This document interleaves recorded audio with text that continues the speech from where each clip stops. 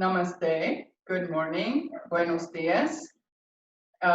There's some construction going on here today at my next door neighbor who is building his wall right against my wall. I've asked him not to make noise for an hour and 15, but we'll see how that goes. I wanted to talk to you for just a moment before we get started today. Just to remind you that yoga was never a team sport.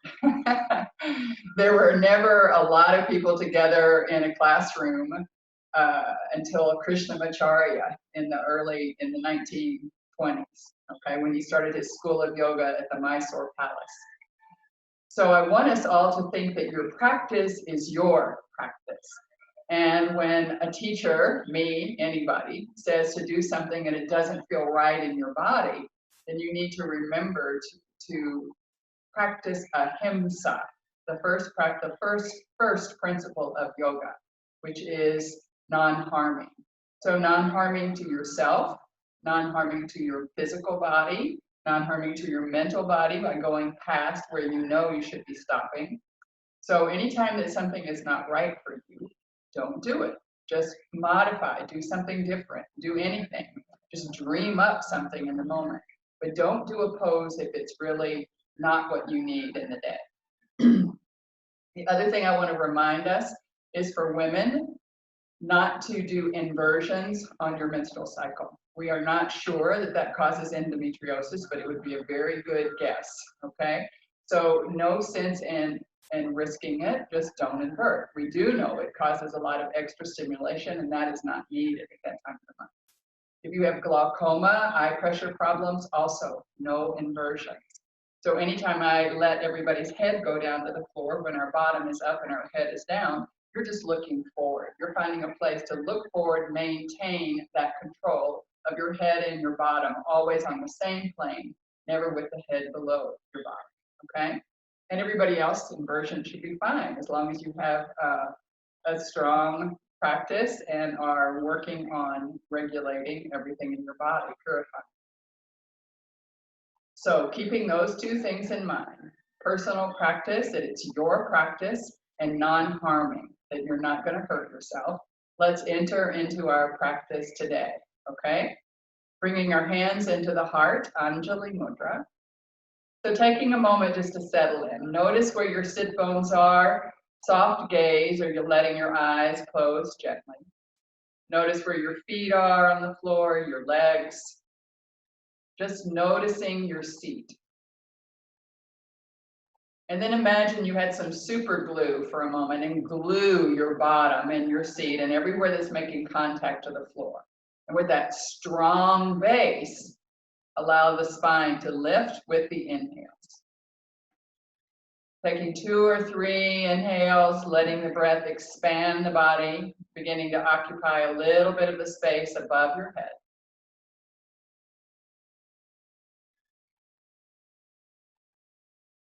Feel the breath come in on a wave, go out on a wave, noticing the breath, not really controlling it.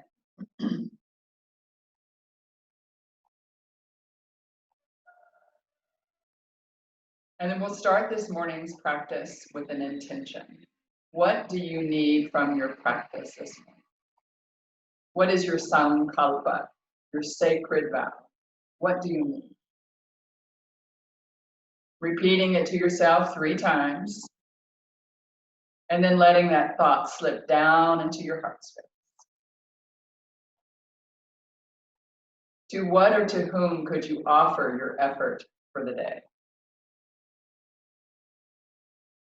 Usually the first thing that pops into your mind, and then letting that thought slip right out of your mind, down into your heart space.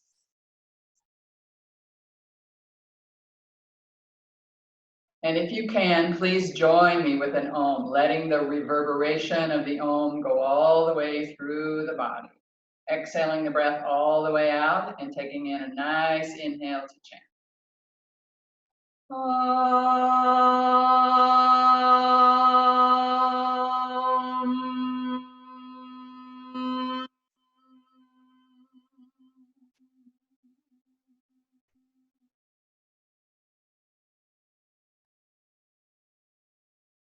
On an inhale, letting your eyes flutter open. And as you exhale, just take your hands out to the side for a minute. Just look at your hands. See if your fingers move straight out, if they're curled in, curled up. Just notice your hands for a moment. And then open your hands wide, big as you can get them. Pull the thumbs away from one another. Pull the fingers as far apart as you can get them. Then begin with really lots of resistance to take the hands together. Lots of resistance. Feel your arms resisting. Go to the uncomfortable cross, the one you would not go to naturally. Wrap the thumbs, wrap the fingers, and then spread the arms out. Let your shoulder blades come off and out toward me. Good. And then roll the shoulder blades back and down. Good. And then again, resisting. Begin to resist. Take the arms far away. Spread the fingers, spread the thumbs. Arms reaching far away. We're going to take the uncomfortable cross back behind us too. Go into the uncomfortable one. You can always hold your elbows if that's not accessible. And open the heart and the chest. We're going to then release our arms slowly and begin to take them overhead, but with resistance. Resist, resist, resist. Switch the palms for up. We're going to take the uncomfortable cross again, right there, and then up toward the ceiling. Squeeze the rib cage together as you come up and out of your seat. Good. And then notice, let the shoulders come as close to your ears as they possibly can. Shoulders up, arms up, everything up. And then take the shoulder blades down and get lots of space from your ears to your shoulders. Good. And then take the arms out to the side. Palms facing me for a moment. Take a nice inhale. And as you exhale, lean into your sit bones just a little bit. And then inhale, lean forward onto your sit bone, onto your pubic bone. So then lean back as you exhale, come back almost to your tailbone. Passing over the sit bones, coming forward, pubic bone, headed down. Come back in the other direction one more time. And then find a neutral spot somewhere in between pubic bone, tailbone, and the two sit bones firmly on the ground. Good. Now we're going to take a twist, but we're not going to take our arms out of this position. So when I twist to the left this first time, and I'm going to use an inhale to twist, may be different for you. So exhale, ground through the sit bones, and inhale, a little twist over. Don't let your arms go anywhere different, and exhale, return. 2 more times, same side. Inhale, over to the left. Exhale, return. I know your shoulders want to help and they all want to get twisting. No, keep your arms just like they are. Over to the left and coming back. Good. Now we're going to go to the right. Exhale, ground down through your sit bones and inhale over to the right. Don't let your arms go out of space. Exhale, return. Inhale. Exhale, return. Make sure your belly stays in, even when you inhale. Exhale, inhale. And exhale, return. Good. Arms into goddess for a moment. Hopefully your shoulders and your arms are getting a little tired. Your deltoids, everything's getting a little tired. We're going to bring the forearms together. Bring them together. Good. And then take your left arm down. Just take it down like a robot. Just take it down. And then reach it up behind the other one. Good. Backs of the arms and hands together. Great. Just being in this almost Gomukhasana, almost cow face arms. Good. And then take that arm out, put it back up, return it, and then remove the right arm. And then on the other side of it, just see if you can get the backs of the arms and the hands close together. You can wrap, if you like, into Gomukhasana, but right now my goal is just to get your shoulders, your rhomboids, everything nice and open. Good, and then back to goddess. And then take the arms back a little bit and forward a little bit.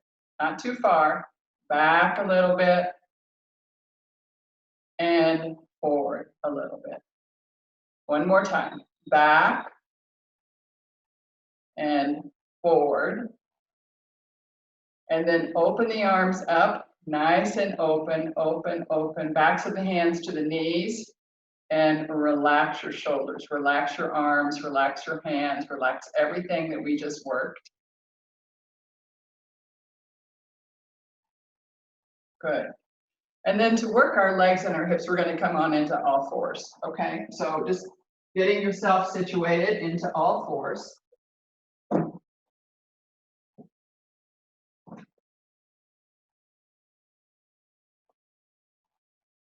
Great. So putting your wrist right underneath your shoulders, and then let yourself slump for a minute. Just let yourself slump, and then press the floor away and realize what it is not to slump. I don't want you slumping ever in this pose, not even when you are arching in either direction. There's still stability and integrity in the shoulder girdle. You're not going to drop your shoulders in, okay? So strong here, press the floor away, keep it pressed. Lifting your left leg, make some circles. And then the other direction, circles, big or small, whatever feels better to your hip socket this morning. And then like a pendulum, back and forth, just back and forth, back and forth. And then release the left leg. Good. The right leg, let's do some circles. It can be different on the other side. You might decide, oh, little felt good over there, but big feels really good here. Good. And then pendulum, back and forth, back and forth, back and forth. Good. And then release it, both legs even. Look down. Make sure you can at least get one fist between your knees. If you can get another one or so, that's fine. But don't take your knees too far out. We really want to have the whole pelvic girdle protected. And our hips go that direction. The femur goes on an angle, okay? So make sure your knees are not too far apart, right? And then you're going to raise the left leg, just like a dog at the fire hydrant. Raise the left leg. Good. As far up as you can take it, just keep both hands making contact with the floor. Flex the left foot, flex it, and you're going to take the toes out toward me as you straighten the leg. Good. And then bend the leg. Straighten, bend, straighten, bend, and release. Good. That does a little of the whole hip. All right. So now lift, fire hydrant on the other side. Okay. Straighten, toes toward me, and bend. Straighten and bend. Straighten and bend. Last one. Straighten and bend. Good. Release the leg. Come on up to your knees for a moment. Shake out your wrist. Good. Make some circles. Other direction. Let's interlace the fingers on the good side, the way that you like. Squeeze the hands away, squeeze them down. Good. And we're going to come up just to right in front of us for a moment. Take the arms back again, interlace there. Squeeze. Open your thoracic spine. Do not thrust your hips forward. You're building on your lumbar curve, not accentuating it. Good. So from the side, nothing is happening here. It's all happening here. I can show my sternum to the ceiling. Good. And then relax. Take your bottom to your heels. Put your arms out like a frog for a moment, just looking out. So some of us are going to stay in frog if we're not inverting. And some of us are going to go into Shashangasana, which is rabbit pose. So to do rabbit, I'm going to keep my hands on the floor and curl my spine. Let the crown of the head touch. And then look forward and heels. So if you're not doing rabbit, you're just doing frog and coming up and The rest of us are doing rabbit with a slight touch of the crown of the head to the floor and gazing forward, hips to heels. Up, a slight touch, crown of the head to the floor. The weight is in your arms and hands, not on your head. It's a little stimulation to the head, but this is an inversion. Our bottom is higher than our head. One more.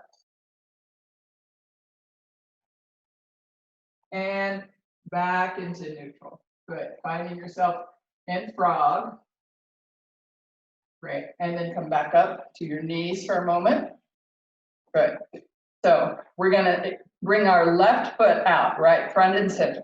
So left leg out. If you need something underneath your right knee, just place it there. And this is a good time also, if you need a block or like a block, this is a place where you might want to find it. These are those little garden sponges that I'm going to put under my knee. Oh, that feels delightful. Okay. And then I'm going to have the block here. So I took the time to get the props to make me enjoy my practice more. So whatever helps you with your knee. Good. So right angle with this knee. Completely right angle. Knee right over the ankle. Good. Let's take our arms up. Great. And then we're going to twist out to the left. And back up. Don't let your knee travel. 3 times. Twist to the left. And back up. And twist to the left. Good. And then come back front and center. I'm going to take my right hand down to the block, my left hand over my left knee, and then I'm going to take my leg back. So I'm opening the back leg all the way, not on my knee. So taking your left arm out in front, sweep the arm up and open again to the left. Sweep the arm over, making 3 big circles. Keep your hips stable, keep your knees stable.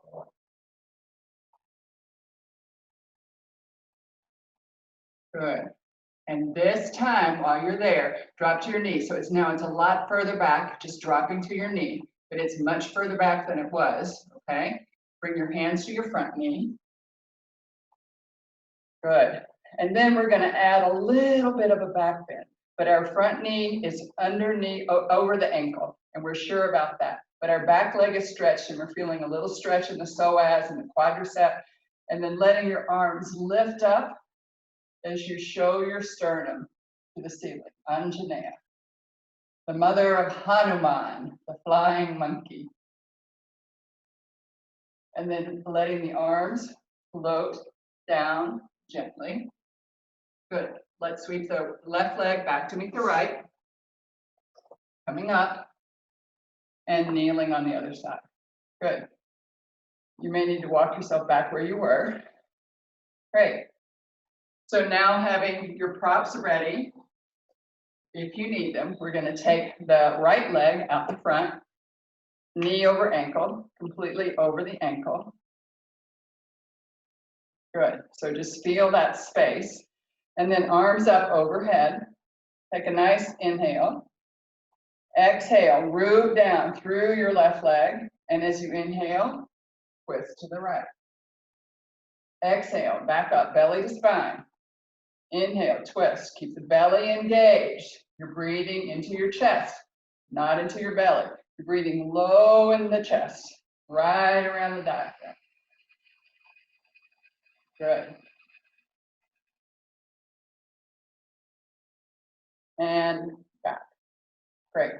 And then bringing our hands down, either side. I've got my left hand on the block and stretching my left leg all the way back, reaching my right arm out, and then drawing the arm all the way back, twisting and opening to the right, making a circle with my arm and my shoulder, opening, making a circle.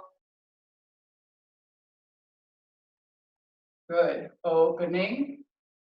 And then just releasing the arm. You can move the block for a moment.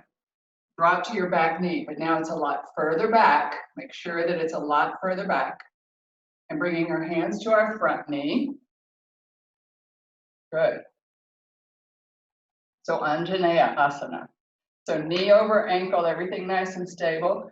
Begin to add your thoracic back bend. Good, just back bending in the chest area where you have ribs. Following your beautiful lumbar curve, whatever it may be. Adding on to it, never subtracting. And then slowly begin to float the arms down. And let's bring our right leg back to meet the left. Move your prop out of the way. Come up to kneeling. Good. And then hinge at the hips, hips back to the heels. Rest the back of your hands on your legs. Close your eyes and take 5 or 6 breaths.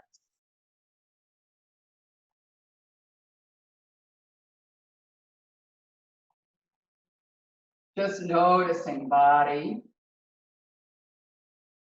breath, mind.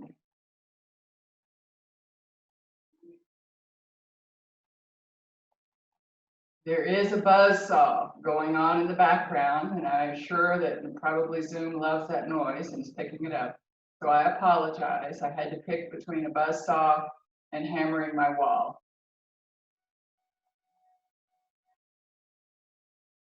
Good, and on your next inhale, let's come up to our knees.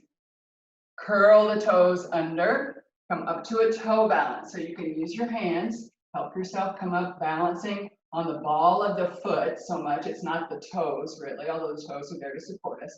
Hands above the knees. See if we can find some stability here, because in a moment we're going to stand up and try to stay on the balls of the foot all the way up, okay? So weight is on the ball of the foot, evenly distributed. Go ahead and take our arms up overhead for a moment and then hands down into Namaskar. Looking for balance. Good. Take a nice inhale. And as you exhale, stand. Good. See if you can stay on the ball of the foot and walk really prissy for a minute. I want you to massage your adrenals, which are sitting on top of your kidneys, right here where I have my hands, underneath your back ribs. So massaging that whole area. You can add arms, picking some grapes. Good. And then come to stillness. Close your eyes in Tadasana. Relax the body. Let your bones have you. Find your breath. For just a moment, you can let it move into your belly. We're not doing anything here except standing for a moment. So soft pelvic floor, soft belly, soft shoulders, soft jaw.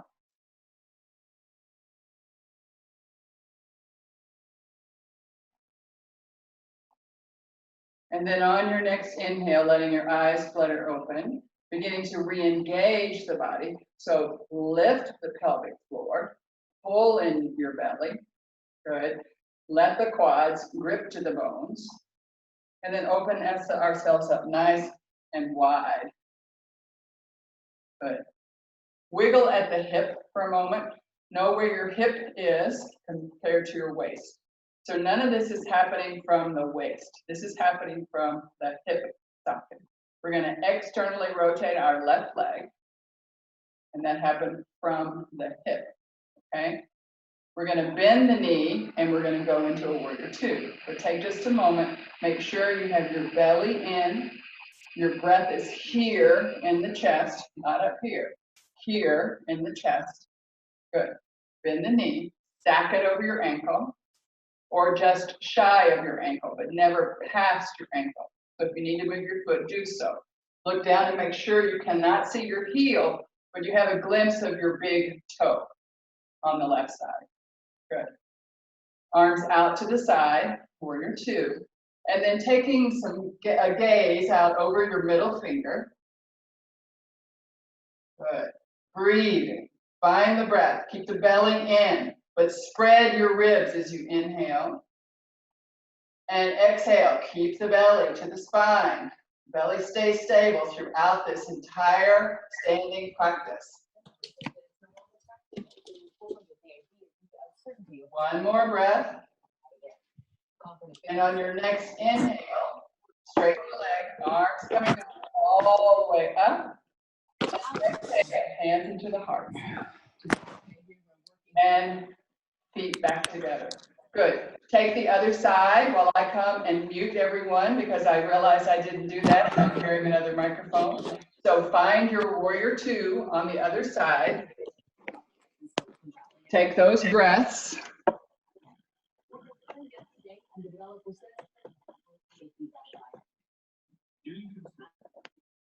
Great. Keep breathing.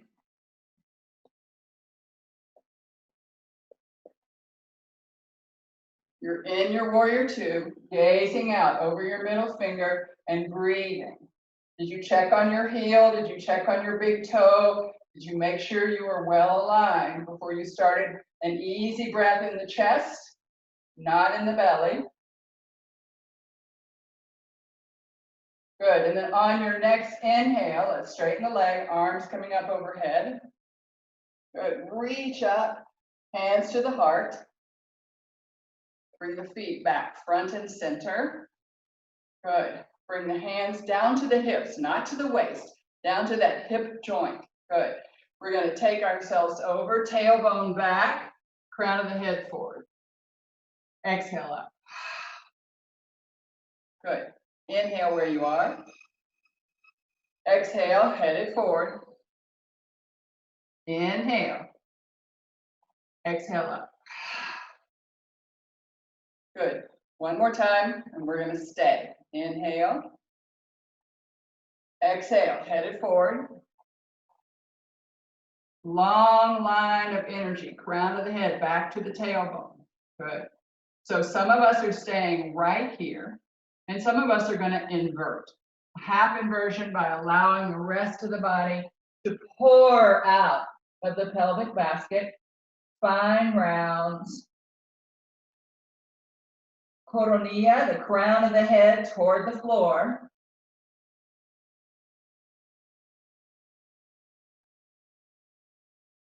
And then begin to gaze forward, hands to the floor or to the block. Looking forward, not down. Good. Take a nice inhale. And then as you exhale, bring your hands to your hips and pop up. Good. Heel, heel together. So both legs are headed out in that direction. Toe, toe together. Both toes are headed now to the front. Heel, heel again. Bend your knees and just check where you are. Just check where you are. Tailbone down toward the floor, pubic bone toward the floor, making a diamond shape with your pelvic basket. Good. And then gazing over your left shoulder, drop the right shoulder in. Look out over the elbow. Coming back up. Good. Gazing over the right shoulder. Dip down the left shoulder. Coming back up. Good. Coming down, looking over. Look over the elbow. Coming back up. And again. And up. One more set.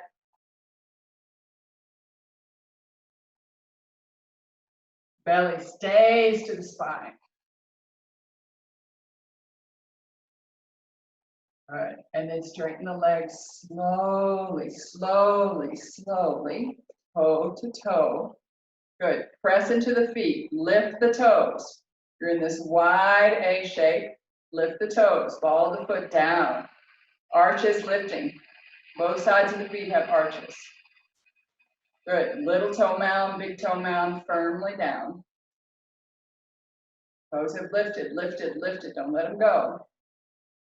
Good. And then step together into your Tadasana. A fist or two between your toe knuckles. Good. Heels back behind your second and third toe. Heels are not touching. Toe knuckles can touch if you'd like. It requires a lot more stability. Much more stable to be a fist or two apart. So you decide what's best for your hips now. Good. Arms reaching up all the way up. Hold on to your right wrist and then lean over to the left. Don't collapse, make a C curve, but not a collapsed C curve. Exhale up. Switch wrist, holding onto your left wrist. Your left hand can be in Jnana Mudra, index finger and thumb touching, and then head over to the right. Good. So not collapsing, don't lose your head, don't drop your neck. Keep everything in that C curve. One more breath and exhale up. Good. Hands back behind you again. Interlace and open the chest and the heart. Don't thrust your hips forward, just working on the upper chest. Belly stays the same, hips stay the same, nothing moves. Just upper chest leaning back. And then on your next exhale, pop up. Good. Let's come down to a squat. So a nice big squat. Your feet can be as far apart as you want, and the knees and the feet need to be in the same direction. Bring the hands into Anjali. Good. And taking another twist here. Okay. But first, just settle in. Hips down, everything's settling down. You'll notice that your lumbar curve is not there, right? It's just hanging down. And that weight is going to help you not take the twist in your lumbar curve, which is really good. You don't want to take the twist there. Good. So we're going to twist out to the left just by opening the arms and open the shoulder. The left shoulder opened as far as it can. And breathe. And then on your next exhale, come back. Good. We're going to go to the right. Inhale. Open. You've got the breath to resist against. And exhale, come back. Good. One more time. Open. And return. Really let the shoulder open. Let the shoulder guide the ribs open. Shoulder opens, ribs open. Sternum out toward the right. And come back. So a lot of times teachers will call this squat Malasana. Mala means rosary pose. It's not really a rosary pose unless you bind. So I'm going to give you an opportunity to bind. I'm going to show you from the back because sometimes it's a little bit easier to see what I'm doing. So I'm in the same position, hands into the heart. I'm going to open up out to my left side. And then I'm going to take both thumbs up to hitch height. Dive them forward and back and around. Opening my left shoulder wide, broad, big, open left shoulder. And then I'll release. Hands back into the heart. Good. And then I'm going to open out to the right side. Open, thumbs up. Dive them forward, back, and then take the arms around and just see if you have anything to hold on to there. Just seeing what you've got. You can hold on to your shirt, your pants, anything you've got. Creating a rosary with the arms. In the full pose, your knees are together and your arms are around both legs. That's not happening anymore for me in this lifetime, but you're welcome to try it. On your next exhale, let's release. Hands to the heart. Good. And then just help yourself find a seat down on the floor. Good. Extend the legs out in front. Dandasana. Good. Feet are engaged. Toes are flexing back toward you. Good. Press through the heels, but don't let them come off the floor. That shows hyperextension in the knees, and we do not want that. So press into the feet. Maybe get that same knuckle between your big toe mounds, big toe knuckles. Good. Press. And then arms up overhead. Just making an L, making a right angle with your whole body. Arms reaching up, shoulder blades are down, arms are up, shoulder blades down. Lots of space from your shoulders to your ears. Good. Press, press, press into the legs. Really engage the quadriceps. Don't try to press your knees to the floor. That is so counterproductive. Press into your quads. Engage your calves by flexing your toes. Good. And we're going to take our arms down behind us. And the palms can face away or face into you, whichever is most comfortable for your shoulder girdle. I'm going away, whichever feels best to you. We're going to bend the knees and place the feet firmly on the floor, not too close. Because as we go up into this reverse table, we want our ankles to receive the weight of the knees. So up. This is often called Nabhi Darshan, which means gazing at our belly button. So don't let your head go, just looking at your belly button, chin is tucked into the chest. Good. Breathe. And then extend, if you can, press in, extend the left leg just for a moment. Flex the toe, flex and point, and bring it back. Extend the right leg, point the toe, flex the toe, point and flex. Bring it back. Lift the belly into this last little bit of gazing. And then we're going to drop our bottom back somewhere close to our hands. Bring the soles of the feet together, Vajrasana, sitting up nice and tall. Good. Hold on to your shins. Nice and tall. Straight arms. Good. Pull your chest through. Shoulder blades way down. Separate the toes. So you can see the arches. Maybe you can see both arches. So you see all the way through to the mat. And then take your little toes together, fourth toe, third toe, second toe, big toe, okay? We're working the muscles on the shins. Peel off the big toe, second toe, third toe, fourth toe, fifth toe. Peel them off. You can always do it with your fingers and hands, so hands are apart. Little toe, little finger, second toe, second finger, third finger, just one at a time. Good. Then shake out your arms and hands. Take your legs, butterfly them a little bit up, not down. Bring them up a little bit, just a little butterfly, but up.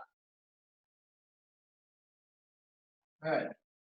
And then extend both legs out one more moment into the Tadasana. Great. Go ahead and bring your left leg up. Lean back a little, just lean back. Open your heart and your chest over to the left. Lean back. Get a long line like a Tadasana in your spine. And exhale. Come back. Good. Release that leg. Bending up. Right leg up. Good. Right behind you. Take the right arm back behind you. Haven't twisted yet, so you just got the arm back behind you. These two flying buttresses. Lean back enough that you get a Tadasana-like spine. Flex through your left foot. Take a nice inhale. Open. Breathe.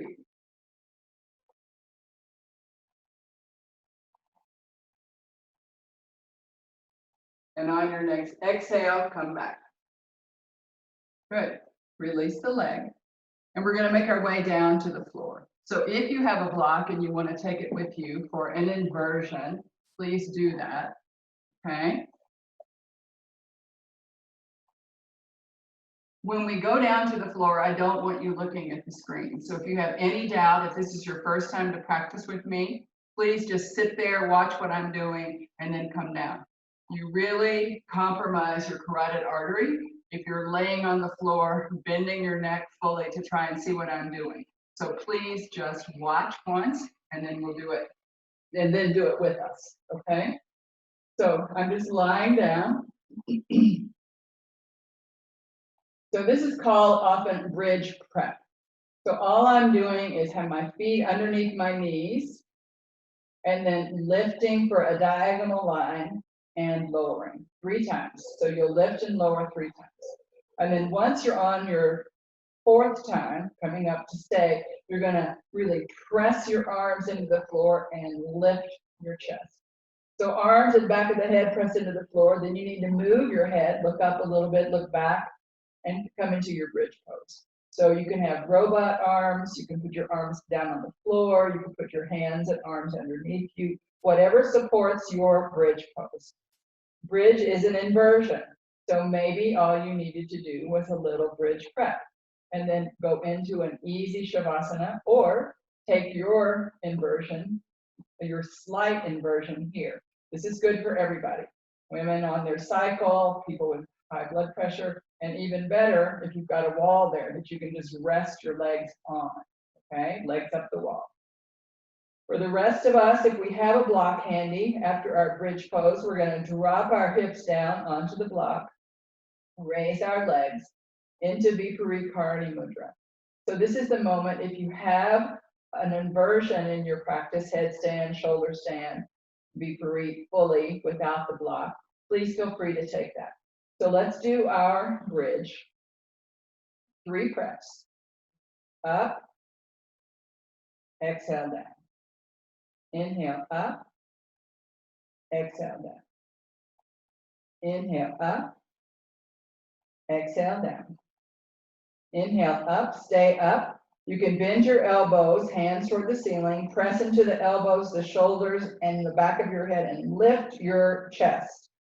Bring your chest close to your chin, and then lift your chin a little to get some space in the back of your neck. Look at the ceiling, or look at the ceiling, the wall behind you. Get some space and breathe. Decide where you want to keep your arms. Robot is fine. Arms to the floor, underneath you, whatever you'd like to do for building your bridge.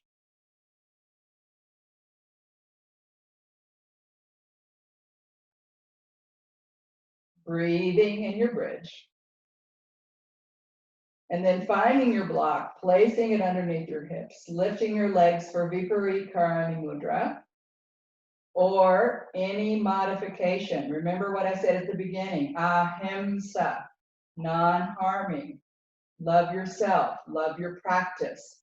What feels good today? You do not have to do what I am saying.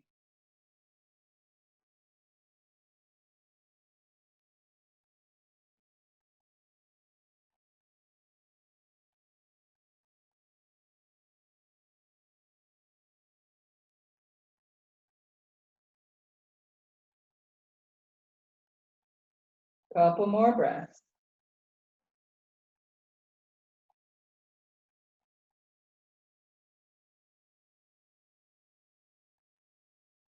And then drop the knees slowly in toward the chest. Just drop them in a little bit. Relax your legs. And then one at a time, foot to the floor. Lift off of your block, move it out of the way, hips right down to the floor. Lengthen, get really long and large, and find Shavasana, corpse pose. Making yourself a starfish. Don't feel contained by your mat. The floor is really cold, put something underneath your joints.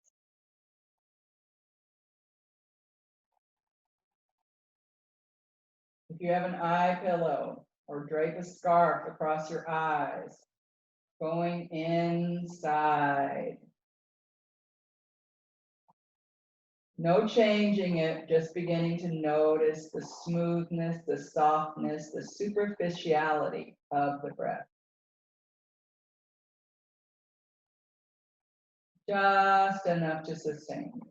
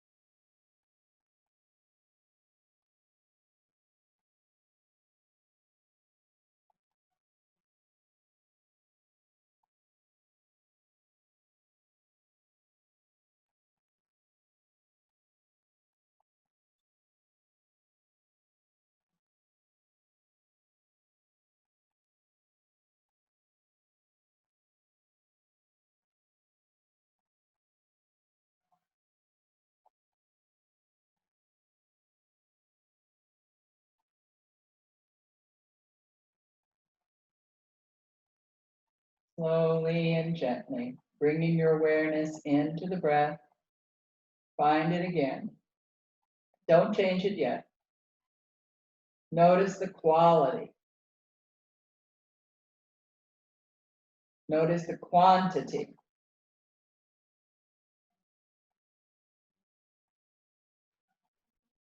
Letting the breath get a little bit deeper, a little bit longer. Beginning to bring some movement into the fingers and toes, into the face. Wriggle your nose, wiggle your mouth, wriggle your ears. All the senses coming back online. Open the mouth wide as if you were yawning. And then lift one shoulder and release it. And then the other shoulder and release it. Lift a knee a little bit and release it. And the other knee a little bit and release it. And then bend both knees, put your feet on the floor. Take your hips off of the floor, right into your feet. Wriggle your hips a little bit, hang them in a hammock, just wriggling the hips.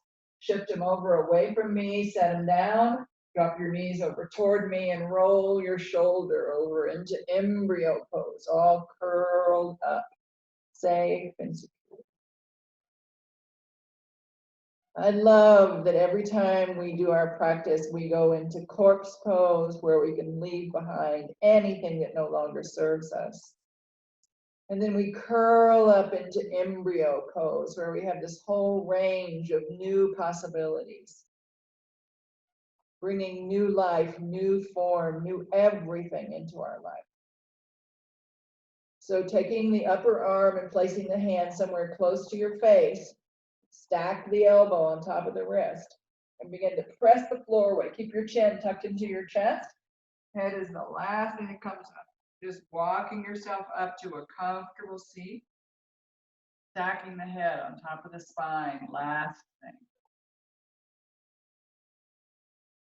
And then reaching for whatever you need to find your comfortable seat.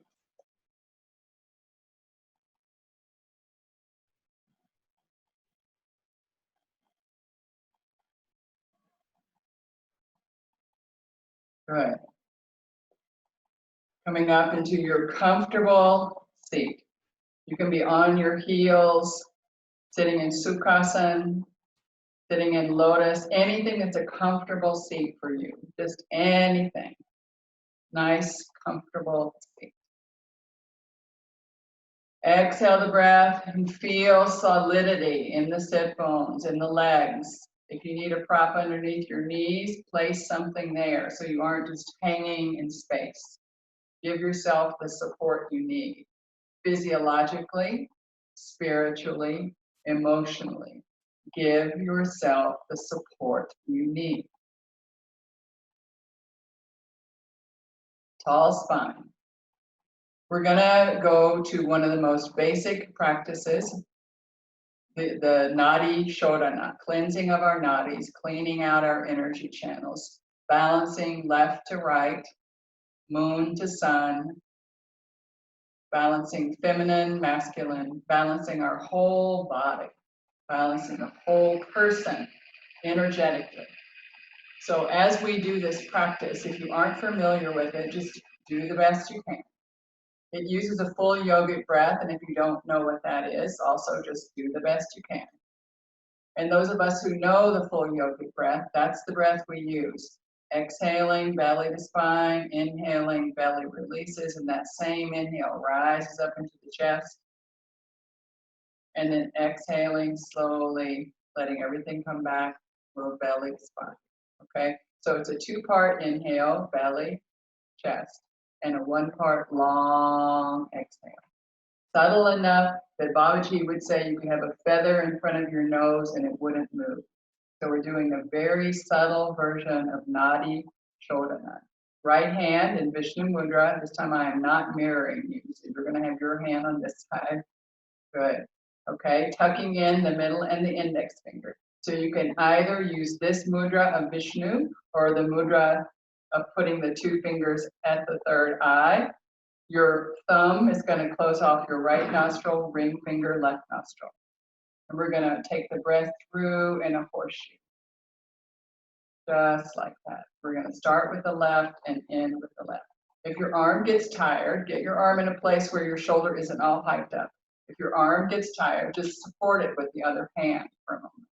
Because we're going to practice for about 3.5 minutes. Okay? I'll walk us through the first 2 rounds. My voice will peel off and you'll continue until I tell you to complete the practice. Okay?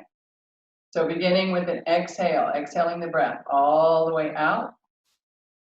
Closing off right nostril, inhale left, belly, chest. Top of the inhale, a slight pause as you switch fingers. Exhaling, right. Bottom of the exhale, a slight pause. Inhale, right, belly, chest. Belly comes back in all by itself. Top of the inhale, slight pause, switch fingers. Exhale, left. That makes 1 round. Bottom of the exhale, slight pause. Inhale, left, belly, and then chest. Switch fingers, exhale right. Slight pause at the bottom of the exhale. Inhale right, belly, chest.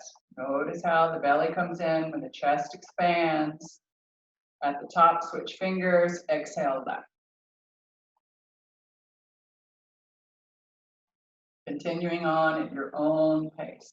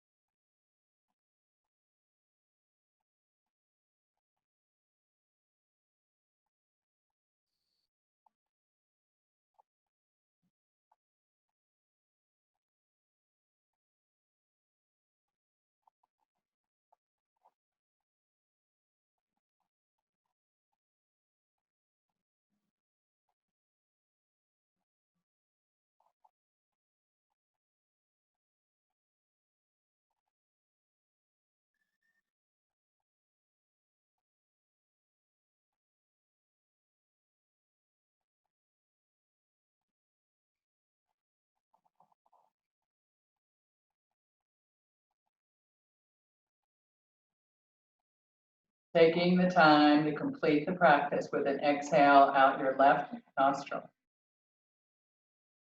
Taking the time, and once you've completed, just sitting for a moment, feeling the effects of the practice.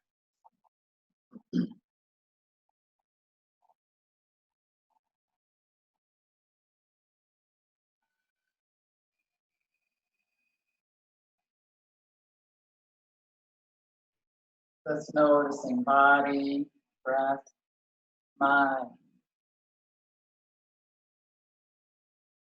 Allow yourself to go into meditative state, beginning to release the senses. Become aware of the sense and then let it go. Smell, taste, sight, touch, sound.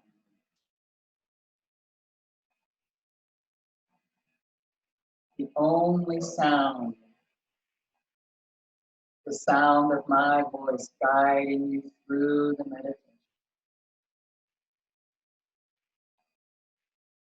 These 5 senses linked to the 5 elements.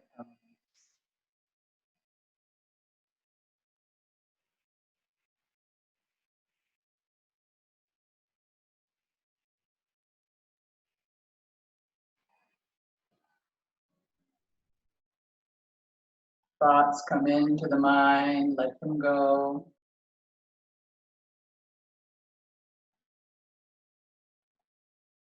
peeling off unnecessary perception.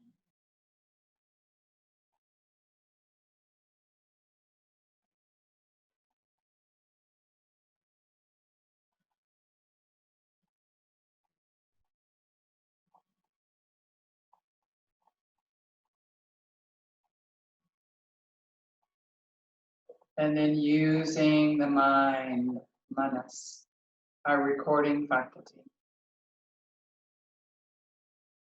to link in to the element that corresponds to the sense. Thinking about earth element, solidity, building blocks, structure, Mother Earth, tied to smell,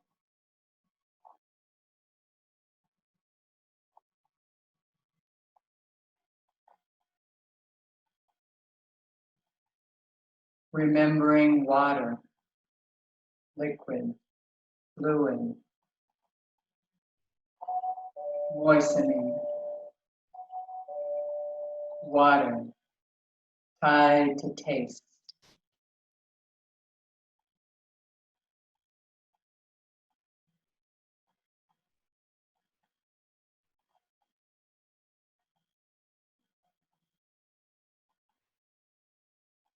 Remembering fire, forest fires, metabolic fire, cooking fire, tied to sight.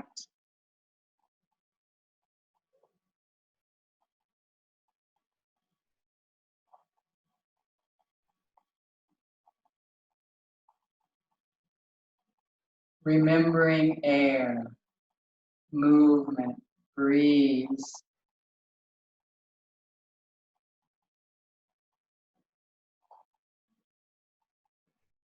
movement, slight movement of the trees, big movement of tornadoes and hurricanes, tied to touch.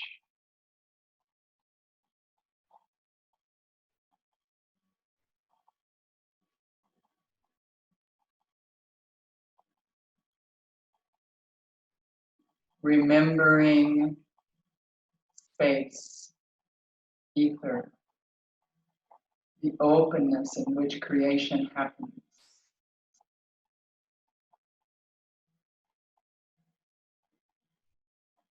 Space outside and space inside, corresponding to sound. The 5 elements inside us, outside of us, coming through our sense perceptions is the world, the creation, life as we know it. Ponder that thought for a moment. You are the microcosm of the macrocosm.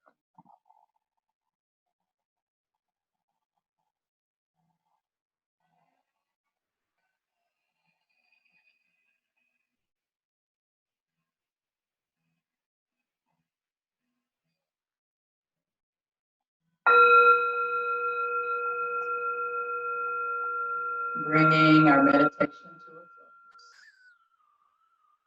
Just sitting with it for a moment. And then releasing the thoughts.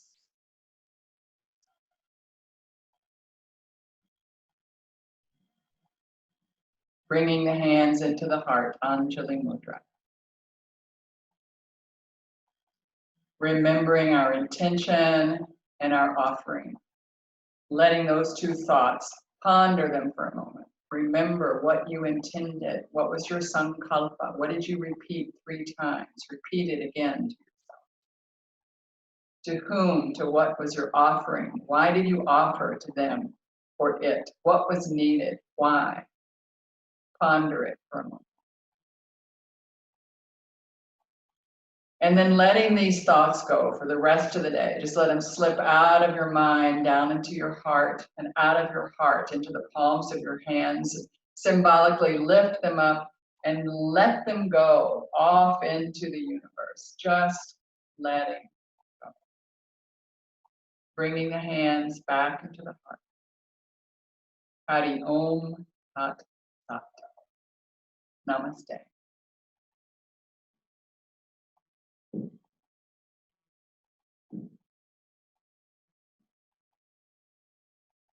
I'm coming to you for our discussion. Hold on, let me just get myself together.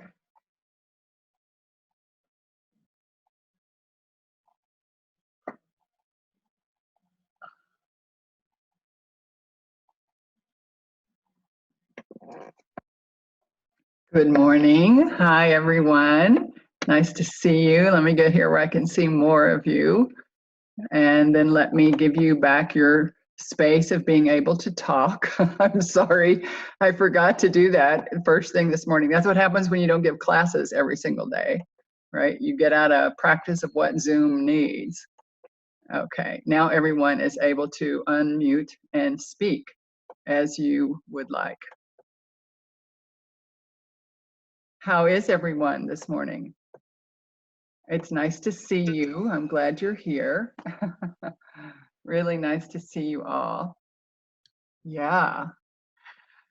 Okay, any questions about anything that we did this morning? We did a lot of twisting, a lot of grounding. I've really been into trying to balance Vata. It's quite windy and just trying to keep the Vata down and find that space for us to really ground. And the meditation today, it changed. I wasn't going to do that. The goddess plopped that in my head at the very last moment as I was coming out of the Nadi Shodan. So that was a surprise. So I hope you enjoyed the 5 elements a little bit, just doing the meditation and remembering that we are a microcosm of the macrocosm, that that's exactly who we are. Nothing more, nothing less. All those 5 elements making us up, making up the world. And so remembering those principles of Ayurveda, that for every effect, there is a cause, and like increases like and opposites decrease. So if I'm Pitta and I'm hot and angry and bothered, that means I have a lot of the fire quality going on. So if I have hot, spicy food and I have a full schedule that requires a lot of mental acuity, and I am drinking coffee all day and a glass of wine at night, my pitta is going to get a lot worse. And I'm going to get even more angry and not understand why people don't do what I want them to do, right? Because it's the cause is that it's too much pitta. So if I know that, then I back off and I don't do the coffee and I don't do the wine and I don't do the hot sauce or the tomato or the garlic or all the things that I personally love. Those of us pittas love all the pitta stuff, right? And that's just, we love it. And Vatas love all the Vata stuff. You know, Vata, if you're feeling kind of spacey and airheady, you know, can't make a decision and gosh, you'd love to do this, but you'd also love to do that. And maybe I should read a book. No, maybe I should watch a movie. You know, if that's happening, then your Vata is out of whack. And so you're not helping it by having popcorn for dinner. Hello? That's a Vata's favorite dinner is popcorn. So, you know, you need something that's substantial and warm and nourishing, the opposite qualities of air and ether. So you need moist and warm and nourishing. You need a schedule because the Vatas love to get up one day at 7, the next day at 9, the next day at 4. And that's their creativity is just being different every day. And that's not going to help a Vata through life, right? So Vata needs to I'm going to get up at 6, I'm going to go to bed at 10, I'm going to have lunch at 1, I'm going to have breakfast at 8, I'm going to have dinner at 5. Vata needs that schedule. And Kapha, which is made up of water and dirt, earth. When I say that, those of us who live here in Guatemala, the first thing we think about is an adobe brick, right? Just out, right? So that mud is what we want for that stability. But kapha overdoes the mud when their kapha is out of balance, when they have too much kapha. So this is when you just don't want to get up in the morning. You put the pillow over your head. You don't listen to the alarm. And you didn't do class yesterday because, I wasn't going to be there. What the hell, it's like, I'll just do my own thing. And then you didn't do it. That's a kapha quality. Kapha is just like ground in. And kapha's favorite pastime is laying on the couch with the remote. That's their activity of the day. That's when their kapha is out of balance. But when their kapha is in balance, that's the earth mother. That's really who we all want to be. I can tell you some really wonderful kapha women that you would all know, but I won't say it because I don't want them to think that I'm also saying they love to sit on the couch and do the remote control. But you can always think of these earth mamas, somebody that you want to just hug you, someone you want to, spend the morning with or have a cup of tea with, or someone that'll give you a nice big hug. It's the biggest, warmest hug, you've ever had in your life. Just hug you and make you feel like, oh, can you think of somebody whose breast you just love to lay your head on? Oh my God, I can think of a couple of women that, it just makes me feel like I am taken care of for the rest of my life. So that's a kapha quality. We all want to cultivate that, right? So that means doing things that are sattvic. So all of those three, vata, kapha, pitta, all of them can be relatively balanced if we do what's called a sattvic or a balanced lifestyle, which means we all need a schedule. We all need to have warm, nourishing food 3 times a day. A kapha can go twice a day, honestly. They can get up and have breakfast late and have dinner early and do fine, 6 or 7 hours between the 2 meals. But a pitta can't. A pitta needs, when they're in the pitta stage of life, which is from puberty to menopause, they may need even 4 meals a day, 4 hours apart. But, everybody needs to think about sattvic. And so like a sattvic plate is a protein, and that can be a piece of meat or fish or whatever you happen to do for your protein. Can be beans and rice. It can be quinoa and rice. It can be blanched almonds with rice, like a pilaf. So making a protein, combining a bean and a rice. And then a vegetable or 2, like squash or potato, very few potatoes, right? But like if you want to put a couple of sweet potatoes or something into your mix or something, but a vegetable or 2, broccoli, cauliflower, zucchini, anything. And then greens. Almost all of us can use some really healthy greens, and always sweated.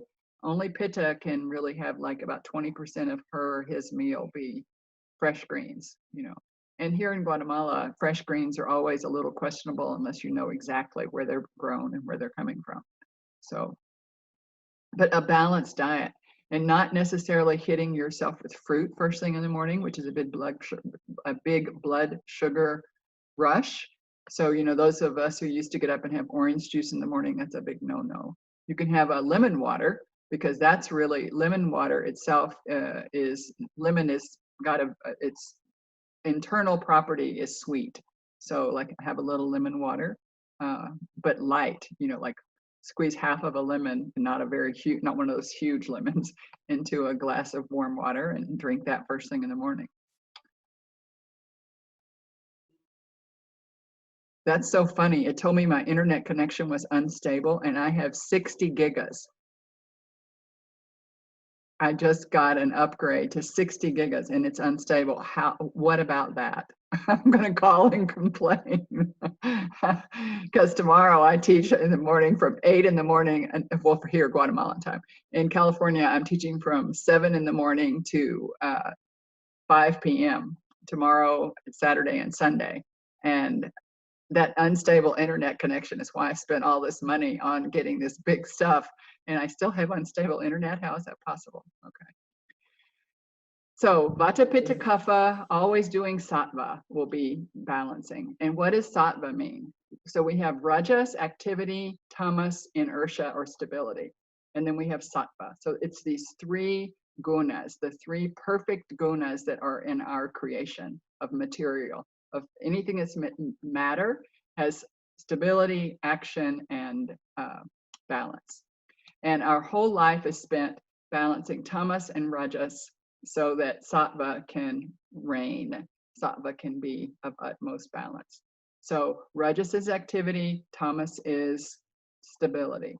So if I wake up in the morning and I don't want to get out of bed, I have too much tamas, I'm too tamasic, I don't want to do anything, then I need to, Babaji would say, kick yourself with some rajas, right?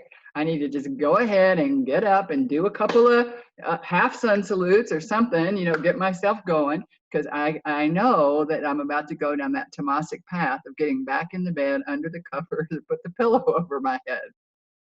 But if I get up in the morning and I haven't slept and I really didn't sleep very well and I got up at 4 and I got up at 5 and now I'm up at 6 because I have to get up and all that, I need to go sit down and be still and listen to some soothing music and bring some tamas into my life.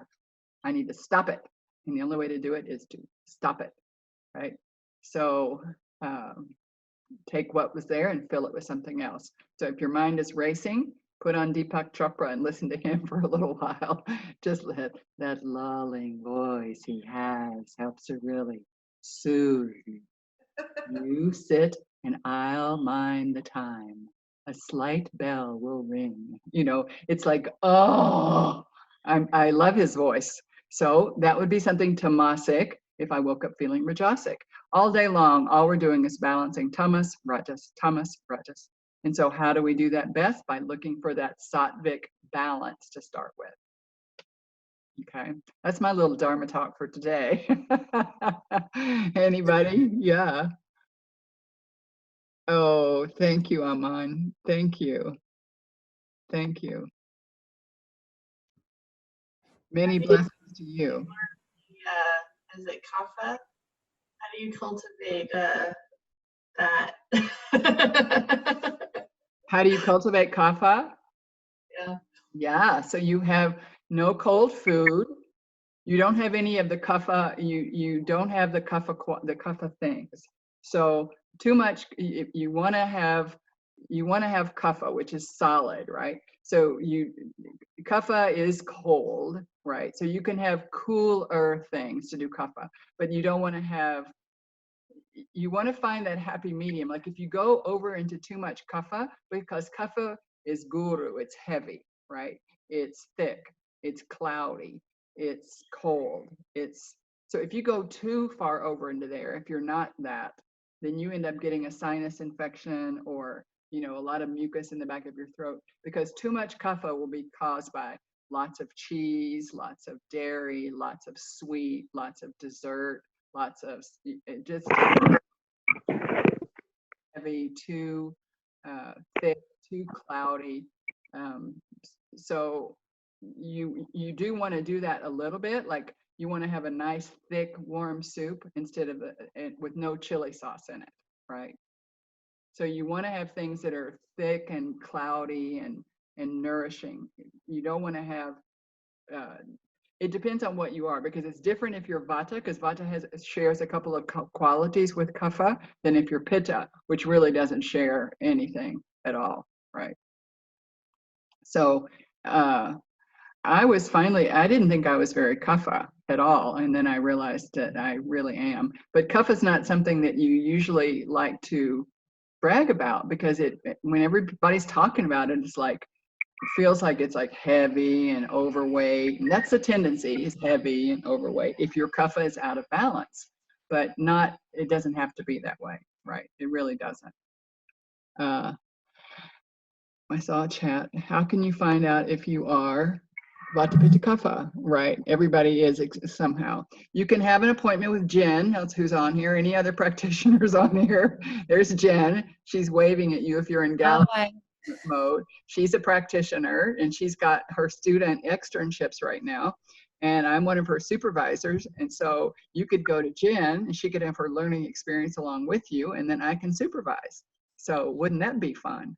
Yeah. So there's Jen. She just put it in the chat. Yeah, I just put my email in there. So yeah, if you're interested, reach out. Yeah, I know it would be great. I mean, I know she is a great practitioner.